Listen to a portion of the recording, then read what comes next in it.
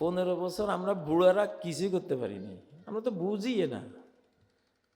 আমরা একদিকে গেছি আর একদিকে মার খেয়েছি, ঠিক না? হয় না। কিন্তু ছোট্ট বাচ্চারা যখন নামছে, আল্লাহ বলেন হ্যাঁ তোরা বুঝবি এই সমাজটা। আমাদের এইসব বাচ্চারা সব টিকটকের হাফেজ, সমাজটাই তো হয়ে গেছে টিকটকের, ঠিক না? টিকটক বিশেষজ্ঞ বলাবেন যখন রাস্তায় নামছে, ফ্যাসিবাদের পতন হয়েছে কি হয়েছে না? আল্লাহ তাআলা তো যে যেটা পারে না ওদেরকে ওই দায়িত্ব আল্লাহ দেন না। লা ইউকাল্লিফুল্লাহু নাফসান ইল্লা উসআহা।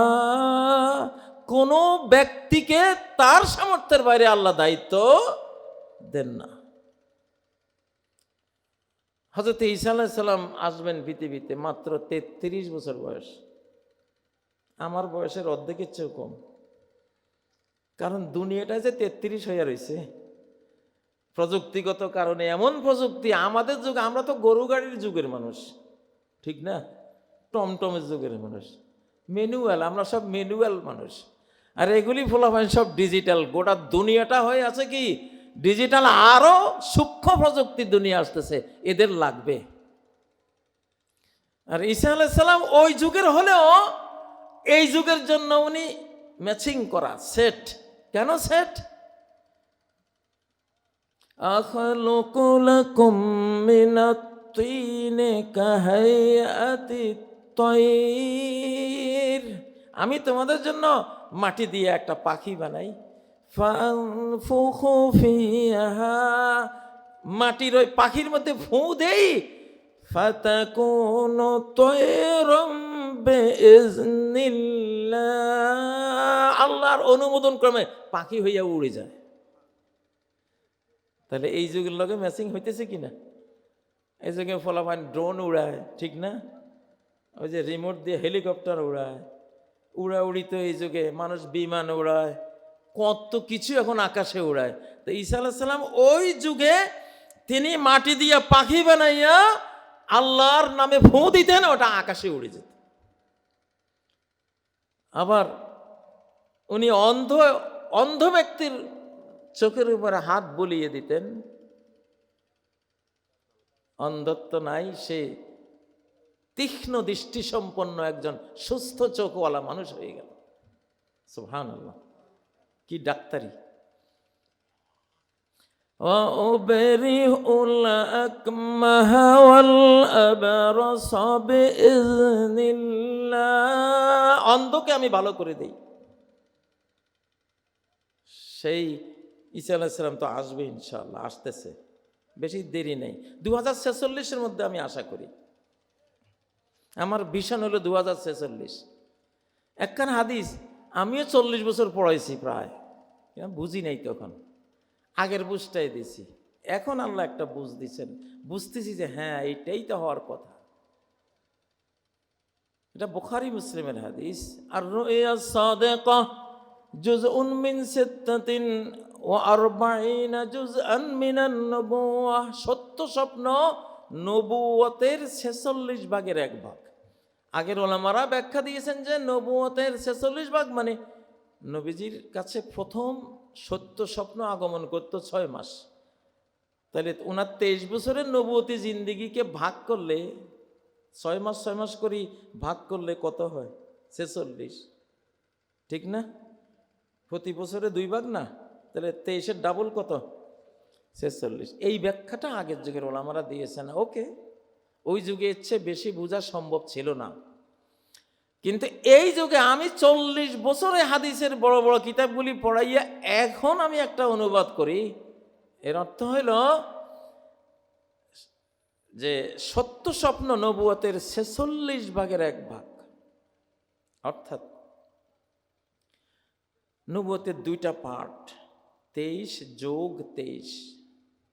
তো নবীজি 23 বছর যেটা তিনি পালন করে গেছেন ওইটা ছিল খাঁটি নবুয়তের ওয়াহির।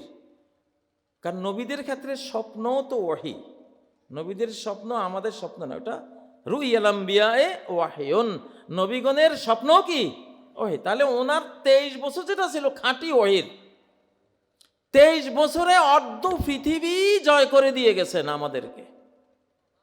মানে উনি যে ছাত্র রেখে গেছেন সাহাবায়ে কেরাম, ওনাদের আন্দোলনে, যুদ্ধে, দাওয়াতে, তাবলিগে অর্ধ পৃথিবী হেদায়েত পেয়ে গেছে। 23 বছরে কদ্দুর পাইলাম? অর্ধেক পৃথিবী। আজকে 57টা মুসলমান দেশ মিলে অর্ধ পৃথিবী হয়। 4,17,00,000 বেশি বর্গ কিলোমিটার আমাদের মানচিত্র, বিশাল। আর শেষ জামানায় আবার 23 ফেরত আসবে, ওই 23 বছরে বাকি অর্ধেক পৃথিবী মুসলমান হয়ে যাবে। এই সেই 2024 থেকে হিসাব করলে 24 টু 46, 23 বছর হয়। এইটা আমার কাছে, আমি কতগুলো হাদিস তো পড়ি, মাসালু উম্মতি কামাসালিল মাতর লা ইউদরা আউয়ালুহু খায়রুন আম আখিরু। আমার উম্মত যেন মুষলধারার বৃষ্টি, এর প্রথম পার্টটা বেশি ভালো না শেষ পার্ট? দুইটা পার্ট, একটা প্রথম আমারটা, আমার পার্ট, আমার অংশটা বেশি ভালো, না শেষে এরকম আরেকটা অংশ আসবে সেটা বেশি ভালো? এটা বোঝা যাবে না। আল্লাহু আকবার। তো ওনার পার্টে কত বছর ছিল? 23। তাহলে শেষ পার্টও 23ই। আচ্ছা, সূরা কাসাসের মধ্যে একটা আয়াত আছে, ইন্নাল্লাযী ফারাদা আলাইকাল কুরআন, যে আল্লাহ কোরআনকে আপনার উপর ফরজ করে দিয়েছেন, লারাদ্দুকা ইলা মাআদ, তিনি আবার আপনাকে ফেরত নেবেন, ফেরত আসার স্থান কাল পাত্রে। আপনি মৃত্যুর পরেও আবার বিশ্ববিজয়ী নবী হিসেবে আপনার উম্মতের মাধ্যমে আপনি ফেরত আসবেন। আরেকবার এই ঘটনা ঘটবে, প্লেস অফ রিটার্নে আপনি আসবেন। মানে 23 বছরই নবুয়তি জিন্দেগিতে কেবল আপনি সীমিত থাকবেন না, আপনার উম্মতের মাধ্যমে আপনার সুন্নত বিজয়ী হওয়া মানে আপনি বিজয়ী হওয়া, আপনার কোরআন বিজয়ী হওয়া মানে আপনার বিজয়ী হওয়া। ঠিক নয় কি? কয় সূরা আনফালের 33 নম্বর আয়াত, ওয়ামা কানাল্লাহু লিয়ুআযযিবাহুম ওয়া আনতা ফীহিম। ও নবী, যতক্ষণ আপনি উম্মতের মধ্যে আছেন আল্লাহর আযাব আসবে না। এখন প্রশ্নকারীরা প্রশ্ন করেছে, তাহলে নবীজির যুগে যারা বেঁচে ছিলেন তারাই না সৌভাগ্যবান? ওনার মৃত্যুর পরে তাহলে উনি তো আর আমাদের মধ্যে নাই, তাহলে তা আযাব আসবে। ওলামারা উত্তর দিয়েছেন, না না না, টেনশন করো না। ওনার দিন যদি তোমার ঘরে থাকে, ওনার সুন্নত যদি তোমার জীবনে থাকে, তাহলে উনি আছেন। ওনার সুন্নতের মাধ্যমে উনি তোমার মধ্যে জীবিত আছেন, আযাব আসবে না। সুন্নত থাকলে আযাব আসবে না। ওই যে এক লোক টুপি মাথায় দিয়ে বড়শি বাইতেছে, তো নদীর মধ্যে বড়শি বাইতেছে, নদীর কুমির তাকে এইম নিছে, কুমিরে তারে ধরবে। এখন পিছন থেকে এক রয়্যাল বেঙ্গল টাইগারে এইম নিছে, ওরে এখন খাবে, ঝাঁপ দেবে। দিছে ঝাঁপ, টাইগারে আগে ঝাঁপ দিছে, তো টুপি যে গোল টুপি, টাইগারের ভুল হয়েছে, ওই টুপিরে ও মাথা মনে করছে, তো থামাটা টুপির মধ্যে পড়িয়া ফসকে গিয়া সে পড়ছে পানিতে। এখন পানিতে পড়ার সঙ্গে সঙ্গে কুমিরে ধরছে ওরে। এখন বাঘে আর কুমিরে লড়াই, ওই লোক দিছে দৌড় ওখান দিয়ে। তাইলে সুন্নত আছে মানে কি আল্লাহ রসুল আছেন, সুবহানাল্লাহ। তাইলে তাইলে নবীজি উপস্থিত থাকলে আযাব আসবে না, যেমন তার একটা সুন্নত যদি তোমার জীবনে থাকে সেটাও উনি আছেন ওখানে মনে করবা, ওইটাও আযাব রোধ করে দেবে ইনশাআল্লাহ। তো কোরআন আপনারা দেখতে পাবেন ইনশাআল্লাহ।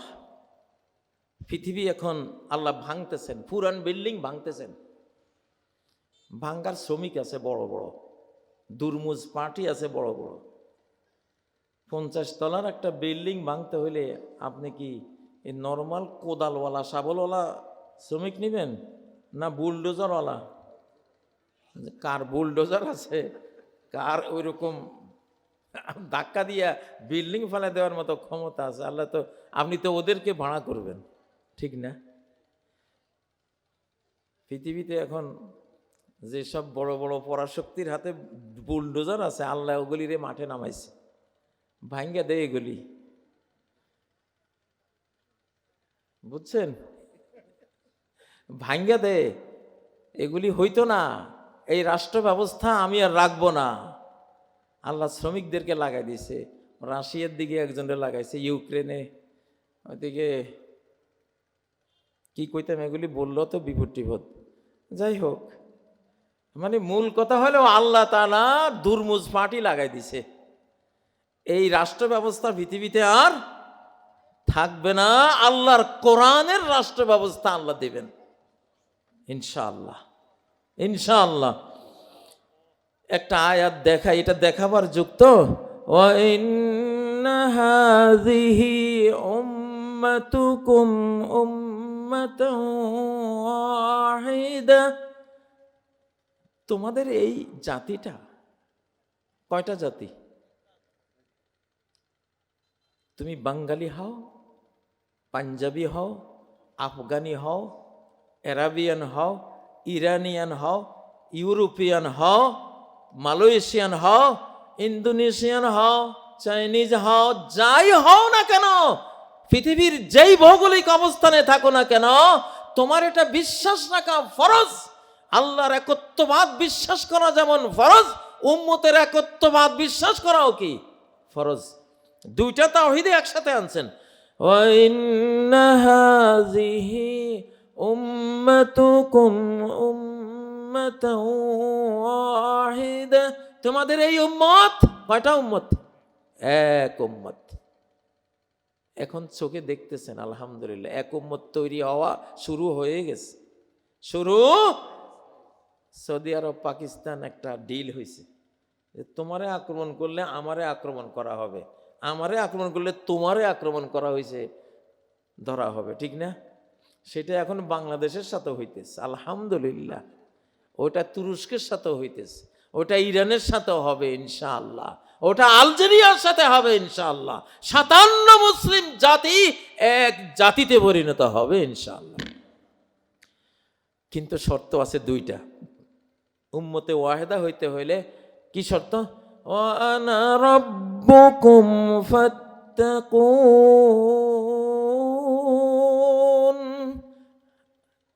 আমি যে তোমাকে রব, তোমরা সবাই মিলে মনে প্রাণে হৃদয়ের গভীরে এইটা যখন বুঝবা, আমার একত্বে যখন বিশ্বাসী হবা, তোমাদের এই জাতির একত্ব আমি সৃষ্টি করে দেব, আমি তৈরি করে দেব। এটাও তো শুরু হয়েছে আলহামদুলিল্লাহ। বাংলাদেশের তরুণ তরুণীদের চলাফেরা দেখলে, এদের শার্ট প্যান্ট, মেয়েদের শার্ট প্যান্ট দেখলে মনটা কি করতাম। নবীজি বলছে এলানু হুন্না ফাইন্না হুন্না মালাউনাত নিসাউন কাসিয়াতুন আরিয়াত, পোশাক পরা উলঙ্গ নারী। এই হাদিসটা আগের যুগের কেউ বুঝে নাই। পোশাক পরা উলঙ্গ কেমন? পোশাকও আছে আবার সে ল্যাংটাও, এটা কেমন? এই যুগের এই ড্রেস না দেখলে অতীতের এটা কেউ এই হাদিস বোঝা সম্ভব না। কারণ যেটা সতর, যেটা ঢাকতে হয়, সেটা লা তাসিফু ওয়ালা তাসিফ, সেটা চামড়াও দেখা যাওয়া হারাম, কাঠামো দেখা যাওয়া হারাম। এখন একটা মেয়ে শার্ট প্যান্ট পরছে, চামড়া না ঢাকছে, পুরাও না, আংশিক চামড়া ঢাকছে, কিন্তু কাঠামো কি ঢাকছে? তাইলে এটা তো লিবাসান ইউয়ারি সাওআতিকুম ওয়া রিশা, এমন লেবাস, এমন ড্রেস হতে হবে। ইউয়ারি, ইউয়ারি আরবিতে যেমন হযরত আলী বলেন ওয়ারাইতুহু তাহাতাত তুরাব, বাবা আবু তালেব মারা গেল, ওয়ারাইতুহু, আমি তারে মাটির নিচে লুকাই থুই আইছি। ওয়ারাইতুহু, সেই শব্দটা আল্লাহ ব্যবহার করছে, লুকাই ফেলা। আচ্ছা, আপনি প্যান্ট পরলেন, আপনার লজ্জাস্থান চামড়া ঢাকছেন, লুকাইতে পারেন নাই, লুকানো হয় একটা পাঞ্জাবি পরলে, ঠিক না? আলেমরা, ইমাম, খতিবরা যে ড্রেসটা পরে, এটা হলো লুকানো। কোরআন লুকানোর শব্দ ব্যবহার করছে, শুধু চামড়া চামড়া দেখা যাওয়া ওইটুকু ঢাকলেন, কাঠামো মোটেও ঢাকলেন না, সব বোঝা যাচ্ছে। এই অবস্থায় এটা লেবাসুন ইউয়ারি সাওআতিকুম ওয়ারিশা, এটা মুয়ারাত হয় না, একেবারে দাফন করা। আপনি তো লজ্জাঙ্গটাকে দাফন করে রাখবেন, আপনার আপনার লুঙ্গি হোক, পায়জামা হোক, পায়জামার উপরে আপনি একটা একটা পাঞ্জাবি, একটা জুব্বা পরে ওটারে কবর দিয়ে দিবেন, যাতে এটার কাঠামো কারো নজরে না আসে। কত ভদ্র ইসলাম! ইসলামিক ড্রেস কোডটা কত সুন্দর, কত মার্জিত, কত শালীন। ও ভাইরা, মানুষকে ম্যানার কে শেখায়? ভদ্রতা কে শেখায়? জেন্টলি আচরণ কে শেখায়? আল্লাহ শেখায়। অরিশা, রিশা মানে অলংকার, সৌন্দর্য, পালকের মতো। রিশ তো মানে পাখির পালক। ড্রেসটা এমন সুন্দর পরবা, পাখির পালক যেমন পাখিটারে সুন্দর করে, তাই না? আচ্ছা, একটা মুরগির গায়ে পশম না থাকলে কেমন দেখা যায়? কিছু মুরগি আছে না, ঘাড়ের মধ্যে পশম নাই, বিশ্রী দেখা যায় না? আর রাতাটা তার ঘাড়ের উপরে পালক আছে, কি সুন্দর না? মুয়াজ্জিন সাহেব আজান দেয়, ওইটাও শুনতে মন চায়, দেখলেও পছন্দ লাগে, ঠিক না? ঠিক। তো রিশ মানে হলো তোমার এই ড্রেসটা যাতে রিশও হয়, আবার এটা তোমার লজ্জাঙ্গকে একবারে দাফন করে রাখবে, এটা কেউ দেখবে না। কবরস্থ লাশকে কবরে দাফন করলে দেখা যায়? এইটা আসবে এখন ইনশাআল্লাহ, দেখবেন সামনে। আচ্ছা, তো এখন এই যে আমাদের মেয়েরা শার্ট প্যান্ট পরে, এখন নবীজি তো বলছেন এলানুহুন্না, এরা সামনে পড়লে একটা লানত দিবা, সামনে পড়লে একটা অভিশাপ দিবা, আল্লাহ লানত তোর উপরে পড়ো। আমি বাধ্য হইয়া কত মেয়েরে যে লানত দেই, কি করবো? হয়তো জিজ্ঞাসা করবেন, এত বড় ভয়ঙ্কর জিনিস একটা মেয়েকে হুজুর লানত দেন? এখানে একটা কারণ আছে, কারণ তার উপরে যে লানত সে টেনে আনছে ওই ড্রেস দিয়া, তুমি যদি তারে একটু ভালোবাসার নজরে দেখো, ওই লানত তোমার দিকে চলে আসবে। তুমি তো এখানে প্রেম দিতে পারবে না। নারী দেখলে তো সাধারণত মা জাতিকে সবাই ভালোবাসে, স্নেহ দেয়, ঠিক না? কিন্তু এই ক্ষেত্রে যদি স্নেহ ব্যক্ত করো এই এই অভিশপ্ত ড্রেসের উপরে, তার অভিশাপের ভাগ তোমাকে নিতে হবে। রাজি আছো? যদি অভিশাপের ভাগ নিতে না চাও, তাহলে আশঙ্কা আছে সে তো নারী, তার প্রতি আকৃষ্ট হইতে পারো, আকর্ষণ করলেই লানত আসবে, অভিশাপের ভাগ নিতে হবে। এই জন্য তুমি ওরে একটা দিয়া কোনো মতে জান বাঁচাইয়ে যাও গা।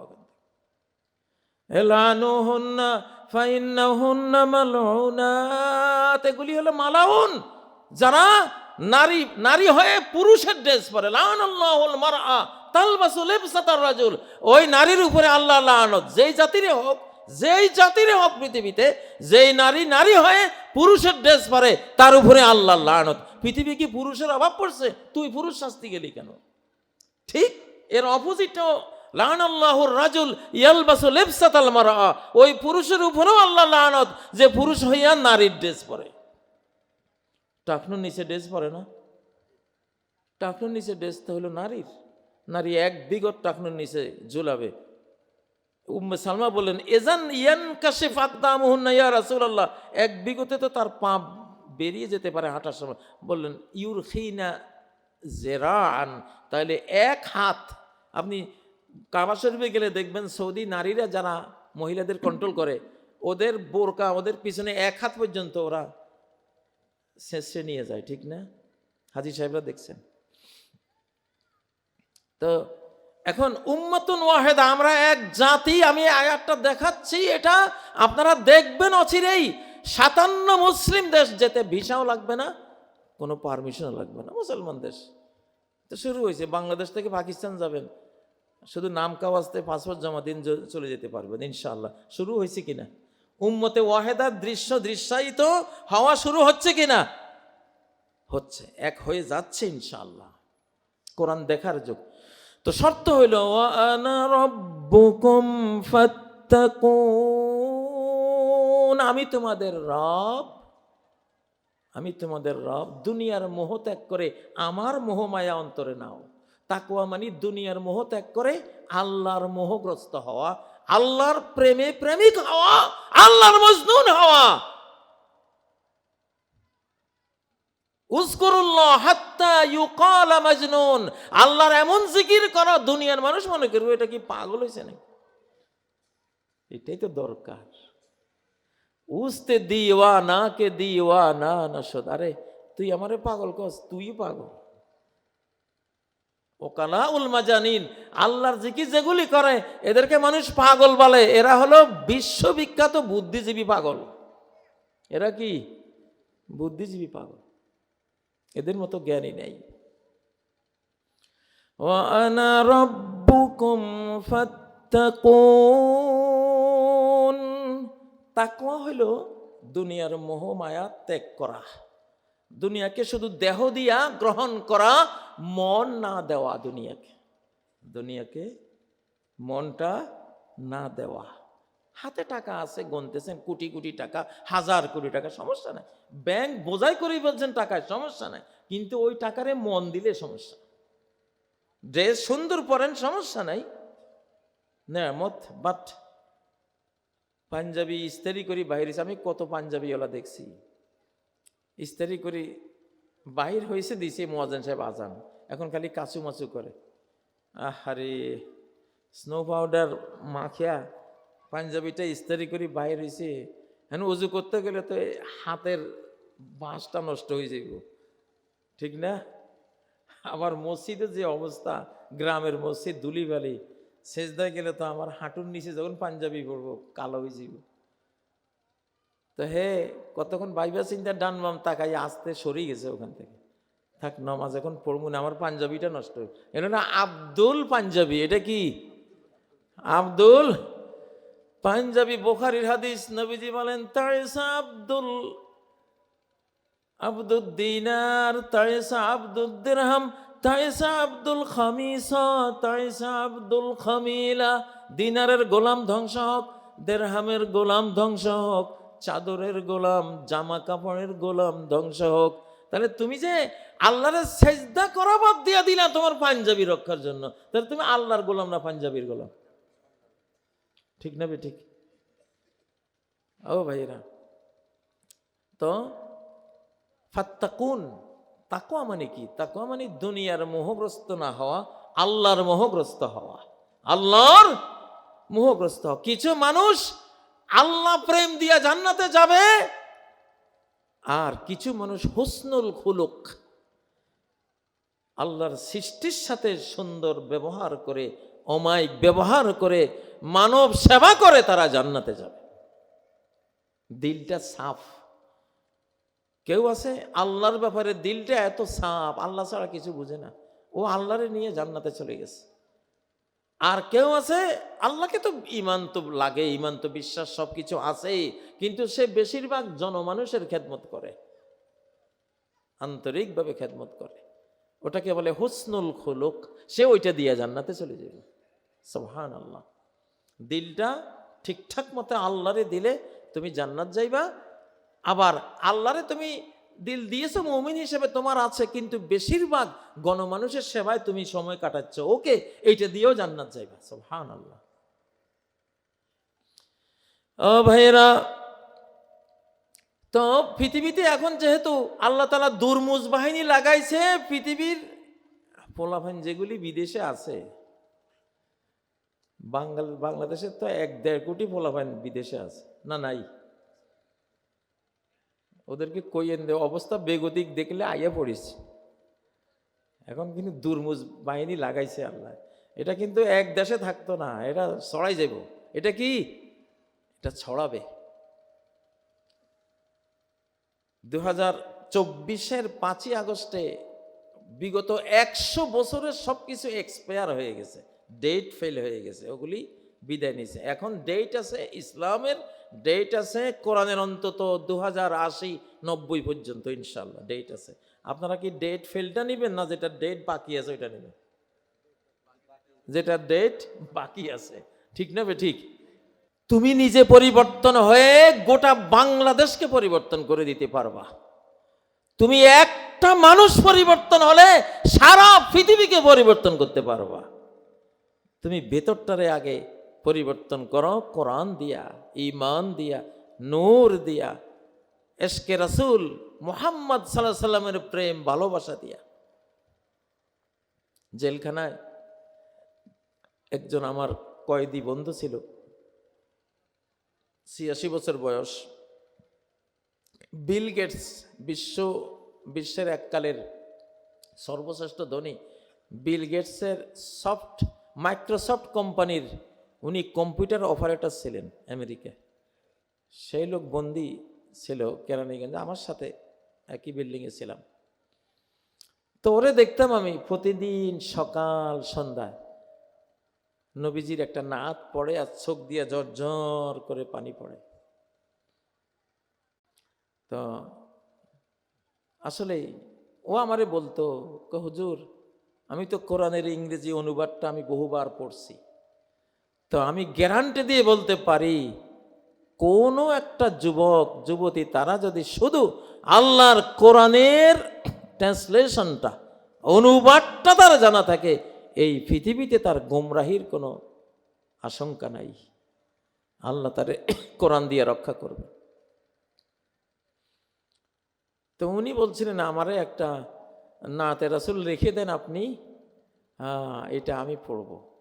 আমি লিখছিলামও, আসলে ওনার জন্য লিখছিলাম, কিন্তু পরে ওনারা আরেক বিল্ডিংয়ে ট্রান্সফার করে নিয়েছে। আমি আর যেহেতু জেলখানা দেখা করতে চাইলেও দেখা করা যায় না, অনুমতি লাগে, ঝামেলা, সেই জন্য দিয়ে আসতে পারি না, কিন্তু লিখছিলাম। তো এইরকম আশেকে রাসূল হওয়া দরকার আমাদের। সকাল সন্ধ্যায় নবীজির দুরূদ পড়া আর চোখের পানি ফেলে।